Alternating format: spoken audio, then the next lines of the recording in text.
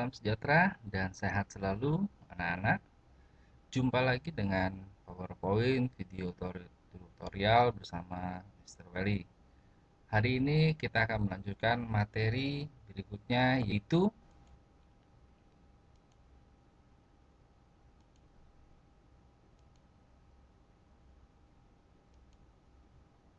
bab 5 peluang, yang mana di dalam peluang kita akan mempelajari percobaan, ruang sampel, titik sampel, kejadian, peluang kejadian, peluang empirik, peluang teoritik, frekuensi harapan, dan kejadian majemuk. Oke, selanjutnya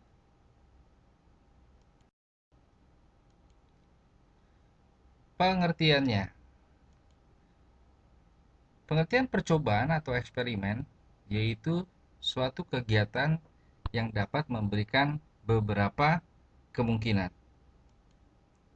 Ruang sampel adalah himpunan dari semua hasil yang mungkin pada suatu percobaan atau kejadian. Titik sampel adalah anggota-anggota dari ruang sampel atau kemungkinan-kemungkinan yang muncul. Kejadian adalah bagian dari ruang sampel. Peluang kejadian atau peluang suatu kejadian adalah perbandingan banyaknya titik sampel yang muncul dengan banyaknya ruang sampel. Sebagai rumusnya seperti ini. P dari peluang satu kejadian di mana N titik sampel atau banyaknya titik sampel yang muncul dibagi dengan ruang sampelnya. Untuk lebih mudah mengertinya, coba kita lihat contoh yang pertama. Pada pelemparan satu uang logam atau koin, terjadi muncullah gambar.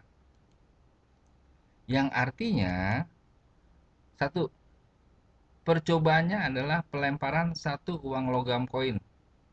Ya, pelemparan satu uang logam atau koin. Sebagai ruang sampelnya adalah angka dan gambar.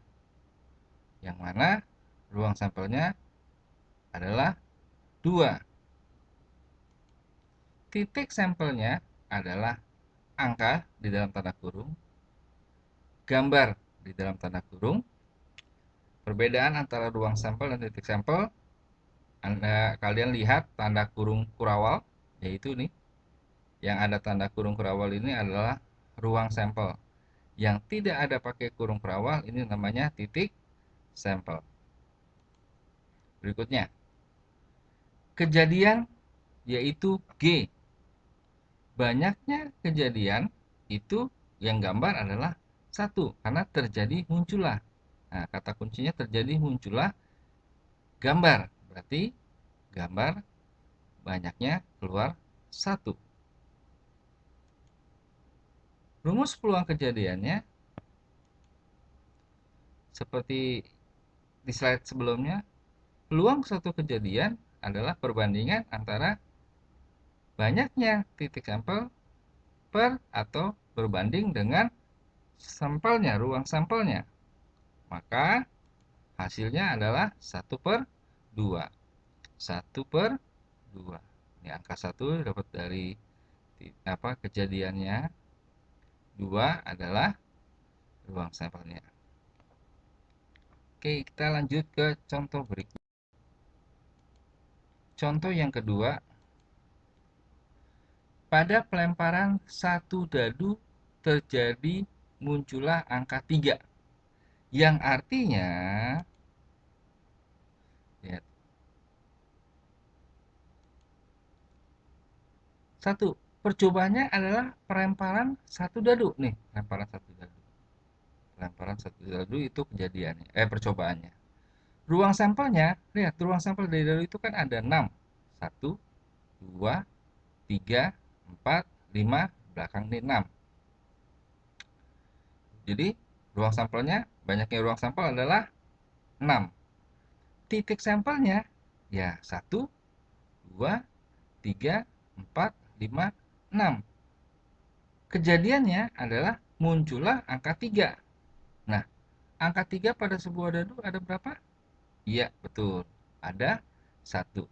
Sudah bisa bedakan ruang sampel dan titik sampel? Oke, bagus. Peluang kejadiannya, rumusnya masih sama, yaitu peluang suatu kejadian sama dengan banyaknya titik sampel yang muncul per ruang sampel. Banyaknya titik sampel itu artinya sama dengan kejadian ya. Nah, jangan sampai lupa. Maka hasilnya menjadi 1/6. 1 ini didapat dari kejadiannya, 6 dari banyaknya ruang sampel. Bagaimana dengan contoh 1 dan 2? Sudah mulai paham? Kalau masih belum paham, kita perhatikan contoh yang ketiga.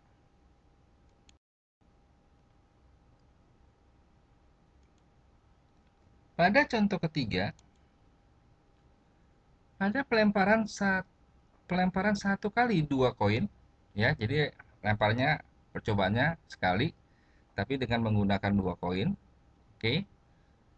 Maka peluang muncul satu gambar adalah, penyelesaiannya sebagai berikut. Menentukan ruang sampel terlebih dahulu, bisa dengan tabel atau dengan diagram pohon. Tapi referensinya sih sebenarnya ke arah tabel, lebih mudah. Tabel seperti pada gambar ini, ya. Kalau ada 2 uang logam, ya, angka dan gambar yang pertama, yang kedua di posisi baris angka dan gambar.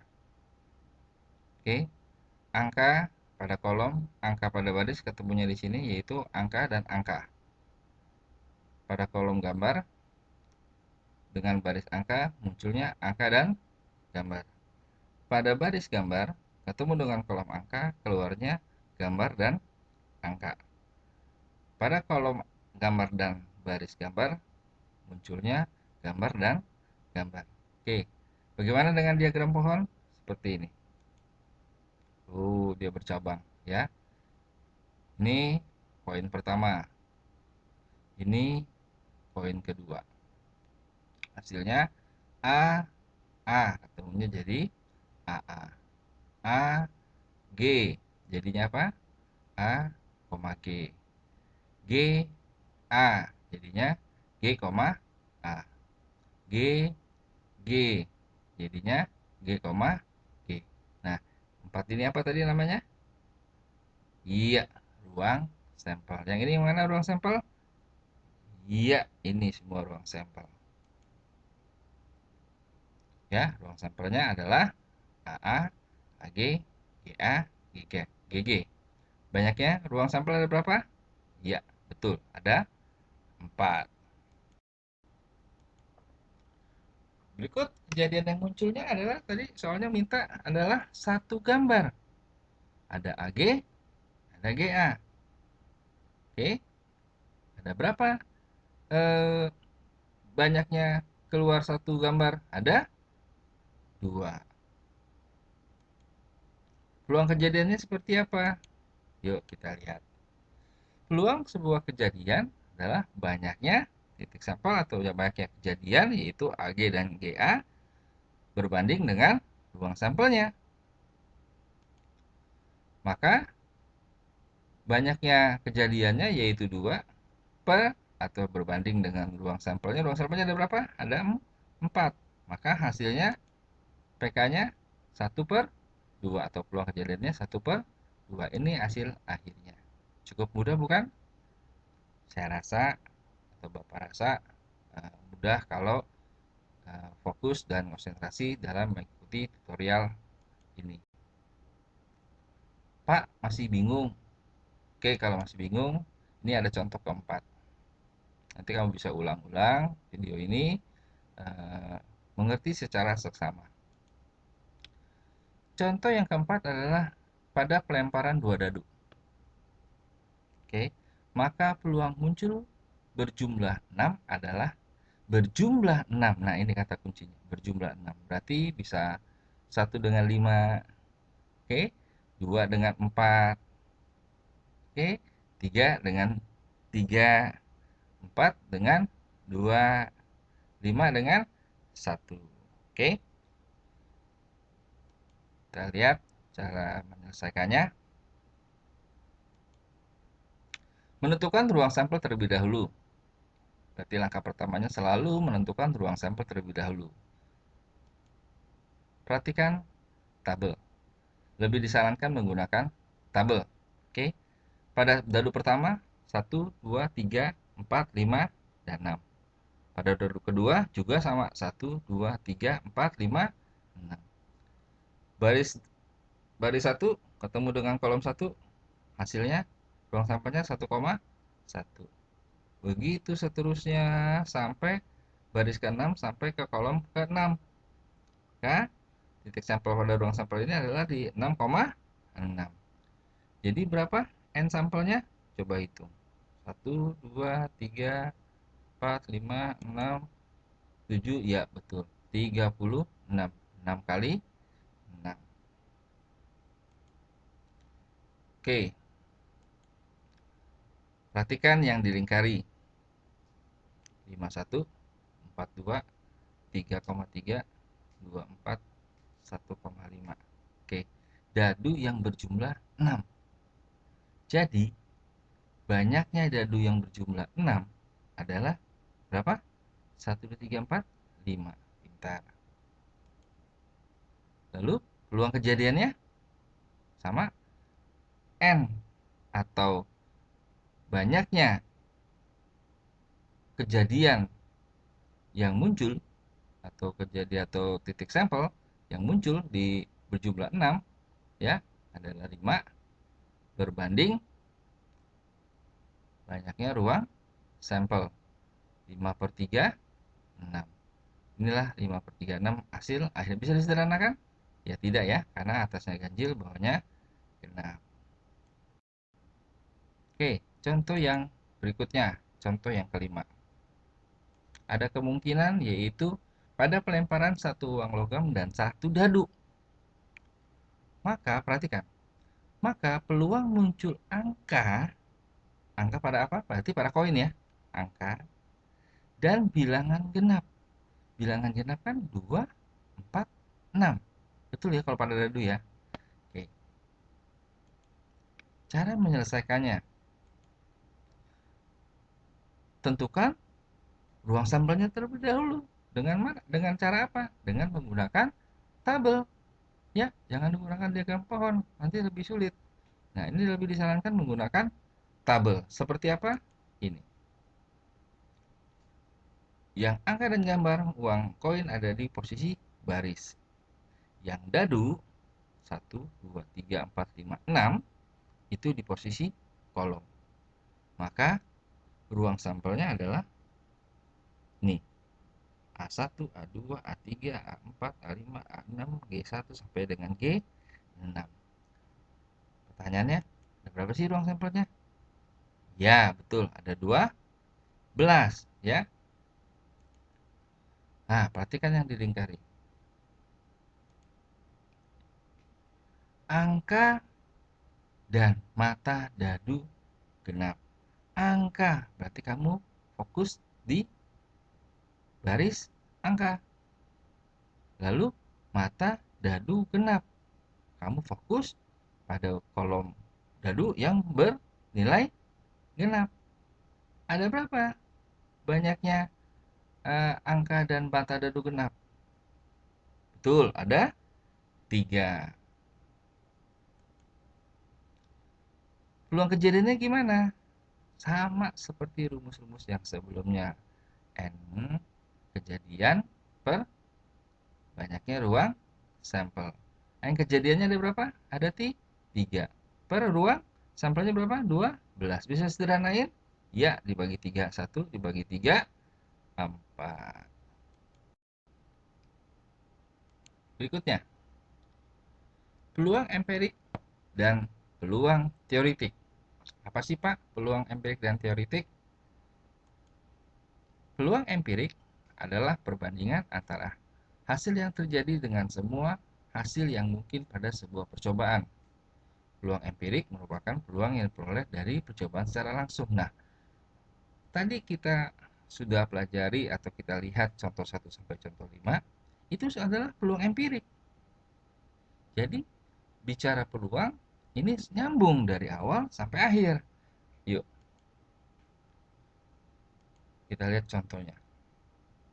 Lisa dan Aryo sedang melakukan percobaan dengan menggunakan 2 buah uang logam di atas. Mereka melempar 2 buah uang logam itu sebanyak 30 kali. Nah, perhatikan 30 kali ini ya. Dia melempar uang logam bersama-sama sebanyak 30 kali. Kemudian mereka mencatat hasilnya. Nah, mereka mencatat hasilnya. Tentukan peluang empirik munculnya kedua buah uang logam yang sama. Gimana cara menyelesaikannya? Yuk, pertama-tama seperti biasa tadi contoh 1 sampai 5 yaitu buat tabelnya. Ini tabelnya. Dari hasil percobaan pelemparan 2 uang logam. Uang logam pertama angka gambar-gambar. Uang logam kedua angka gambar. Betul ya?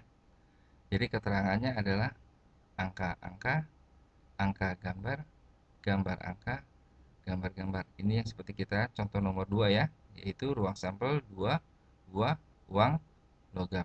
Nah, ini frekuensinya, yaitu kejadian yang terjadi.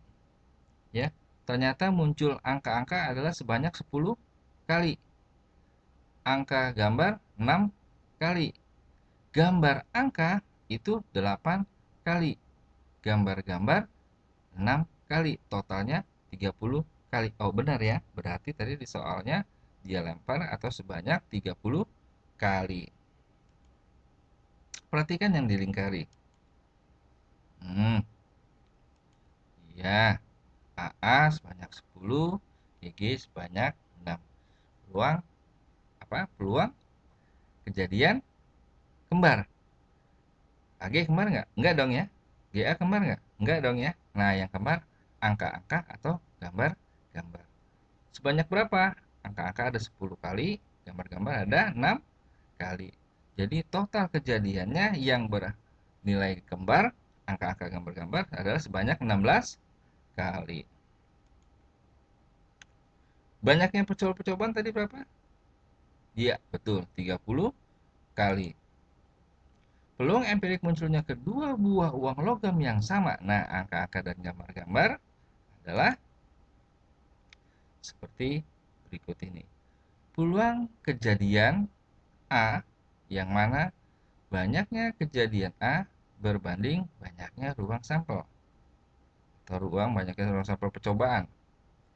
16/30. Kan 30 kali deh ya. Betul ya. Nah, yang terjadi adalah 8/15. Bisa sederhanain? Oh iya, sudah mentok ya di sini ya. 8/15.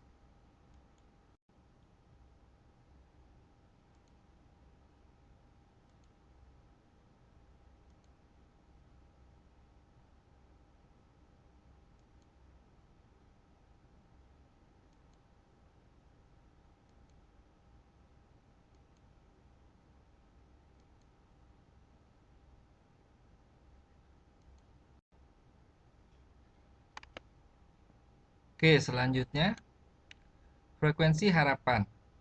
Frekuensi harapan adalah banyak kejadian yang diharapkan dalam suatu percobaan. Rumusnya, frekuensi harapan sebuah kejadian sama dengan peluang kejadian dikali banyaknya percobaan. Terangannya seperti ini. FK adalah frekuensi harapan kejadian, PK peluang kejadian, N banyaknya percobaan. 3 uang logam dilempar sebanyak 104 kali. frekuensi harapan muncul satu gambar adalah, cara penyelesaiannya lihat, kata kuncinya satu gambar. Tentukan ruang sampelnya.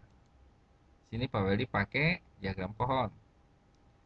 3 uang logam, 1, ini yang kedua, ini yang ketiga. Hasilnya ini ruang sampelnya.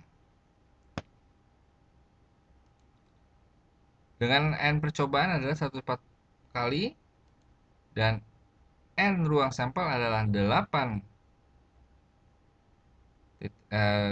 sampel, 8 titik ini. Titik sampelnya untuk yang muncul satu gambar adalah AAG, AGA, dan GAA. AAG, AGA, GAA. Ingat, satu gambar. Berapa jadi banyaknya muncul satu gambar? Yaitu 3 kali. Rumus frekuensi harapannya, peluang kejadian dikalikan dengan N percobaan, yaitu peluang kejadian 3 dari 8, 3 berbanding 8 dikali banyaknya pelemparan, yaitu 104. Hasilnya 39 kali. Tuh, kurang lebih frekuensi harapan.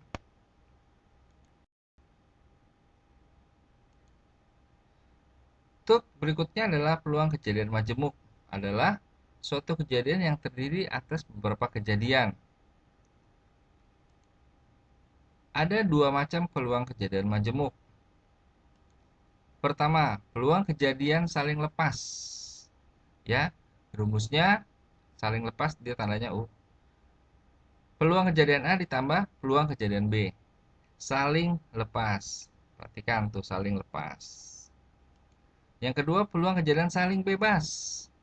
Ya, dengan tanda irisan. Ya, ini union, gabungan, ini irisan. Peluang kejadian A dikali dengan peluang kejadian B. Harap diingat dan harus diingat, kata dan di dalam soal itu artinya adalah saling bebas. Jadi harus dikali.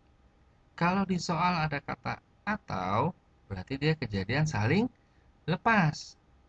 Jadi ditambah peluang kejadian A dan B-nya.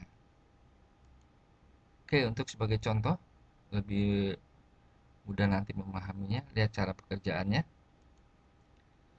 Satu set kartu terdiri atas kartu bergambar jambu merah, kartu bergambar ubin merah, batu hitam,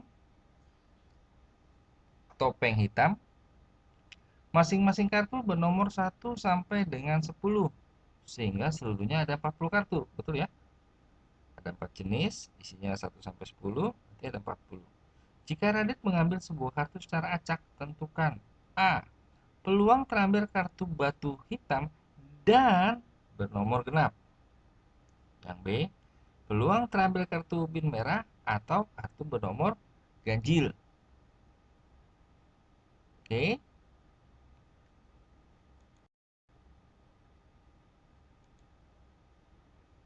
Cara penyelesaiannya. Perhatikan.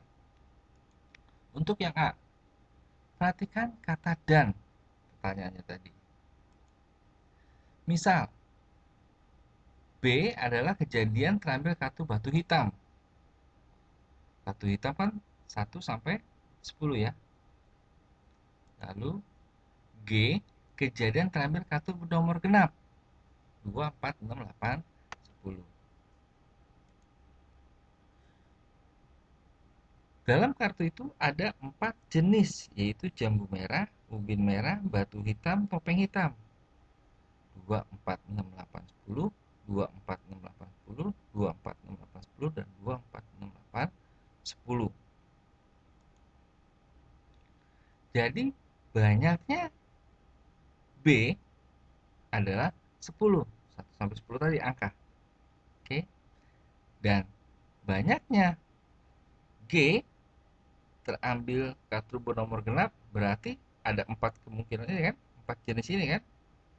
4 dikali ada 5, yaitu 20 buah. Dan ruang sampelnya ada 40. Peluang kejadiannya P, buka kurung, B dan G, artinya B kejadian terambil kartu batu hitam dan kejadian terambil kartu bernomor genap. Tadi apa? Kalau dan diapain? Dikali. Jadi peluang kejadian B dikali peluang kejadian G. Peluang kejadian B yaitu NB per NS dong ya. 10/40. Peluang G, peluang kejadian G, NG per NS dong ya. 20/40. Disederhanain dapatnya 1/8. Ya. Sampai sini eh, sudah sedikit mengerti. Kita harus bisa bagi apa, misalkan dua buah kejadian yang berbeda kita tulis dulu. Di situ baru kita lihat rumusnya, penggunaan dan itu berarti dia jadi sah. Untuk yang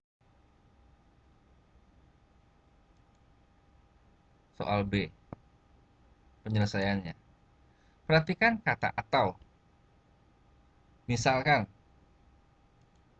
peluang kejadian Q adalah kejadian terambil kartu ubin merah 1-10.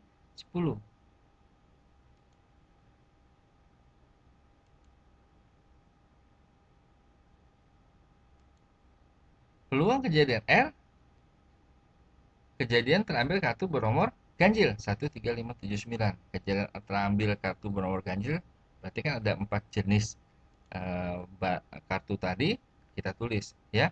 13579, 13579, 13579, 13579. Berarti banyaknya ruang sampel adalah 40.